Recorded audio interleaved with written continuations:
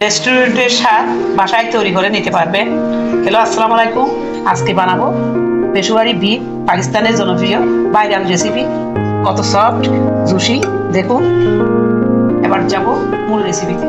রান্না করার জন্য আমি এখানে 1 কেজি মাংস নিয়েছি। মাংসের পিসগুলো এরকম বড় হইতে হবে। চর্বি সহ মাংস নিয়েছি, পায়া নিয়েছি একটা। এভাবে রান্না করলে পেশোয়ারি বিফ খেতে দারুণ লাগে। মাংসগুলো আমি ধুয়ে পরিষ্কার করে পানি জড়িয়ে নিয়েছি। চুলায় রান্না করার জন্য একটি পাত্র দিয়েছি। এবার ঘি দিয়ে দিচ্ছি।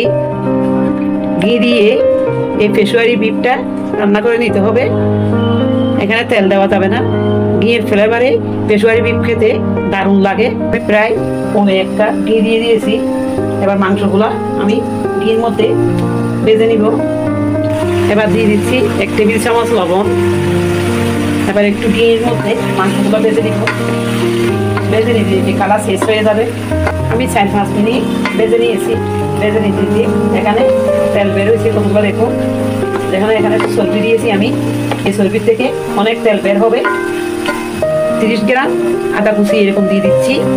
এখানে তো অন্য কোনো মশলা আমি দিব না। 1 টেবিল চামচ গোলমরিচ দিচ্ছি। 10-12টা কাঁচামরিচ। আমরা যেহেতু বাঙালি একটু জাল খাই, জালটা আপনাদের পছন্দ মতো দিয়ে দিবেন।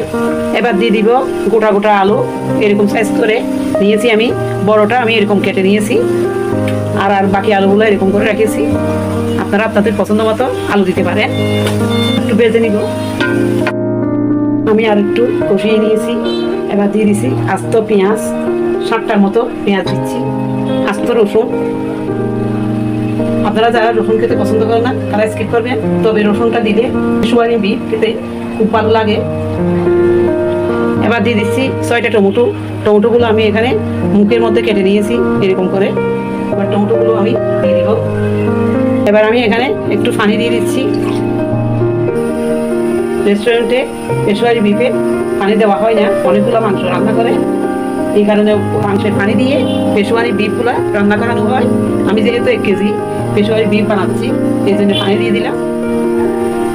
এবার দিয়ে দিচ্ছি আর 1 টেবিল চামচ ঘি। প্রথমে যে ঘি দিয়েছিলাম ওইটার থেকে যে মাংস ভেজে নিয়েছি ওই ফ্লেভারটা কমে যায়। এবার একটু ঘি দিতে হবে। ঘিয়ের উপর পেশোয়ারি বিফ রান্না করলে খেতে দারুণ লাগবে। আমি চুলায় একটা তাওয়া দিয়েছি। এবার পাতিলটা আমি চুলার উপর দিয়ে দিব। হাই হিটে 10 মিনিট রান্না করে নিব। এবার ঢাকনা দিয়ে দিলাম। আমি এখানে ময়দা দিয়ে একটা ডো রেডি করেছি। এটা দিয়ে একটু শিল করে নিব। চতুর্পাশে আমি এটা লাগিয়ে দিয়েছি। এবার ঢাকনা দিয়ে আমি শিল করে দিব যেন বাষ্প বের হয়ে না যায়। মুখটা এভাবে আমি বন্ধ করে দিচ্ছি। আমি এবার সিল করে দিয়েছি দেখুন ময়দা দিয়ে। আপনারা চাইলে আটা দিয়েও সিল করে এভাবে নিতে পারেন। আমি এখানে হাই হিটে 10 মিনিট দিয়ে দিয়েছি। 10 মিনিট হয়ে গিয়েছে। এবার লো করে দিয়েছি। এবার এরকম অবস্থায় প্রায় 2.5 ঘন্টা আমি দমের মধ্যে রান্না করে নিব। কারণ দমের মধ্যে রান্না করে নিতে হবে পেশোয়ারি বিফ, তাহলে পারফেক্ট হবে না। চাইলে প্রেশার কুকার দিয়েও রান্না করে নিতে পারে। তবে পেশোয়ারি বিফ দমের মধ্যে রান্না করলে প্রেশার কুকার ছাড়াই খেতে খুব ভালো লাগে। আসল টেস্টটা আসে। প্রেশার কুকারে রান্না করলে আসল টেস্টটা আসে না। তাই আপনারা দমের মধ্যে রান্না করার চেষ্টা করবেন। এবার আমি 2.5 ঘন্টা পর্যন্ত অপেক্ষা করব। পেশোয়ারি বিফ 2.5 ঘন্টা হয়ে গিয়েছে। এবার ঢাকনাটা আমি উঠিয়ে দিচ্ছি। কতটা সুন্দর হয়েছে দেখতো, অনেক লুবুরিও হয়েছে। ভিজও আছে এর মধ্যে। 2.5 ঘন্টার মধ্যে হয়ে গিয়েছে পেশোয়ারি বিফ। কত সুন্দর লুবুরিও হয়েছে। মাংস একেবারে গলে যাবে দেখুন। আলুগুলো গলে গেছে দেখুন। গুলো এরকম গলে যাবে দেখুন।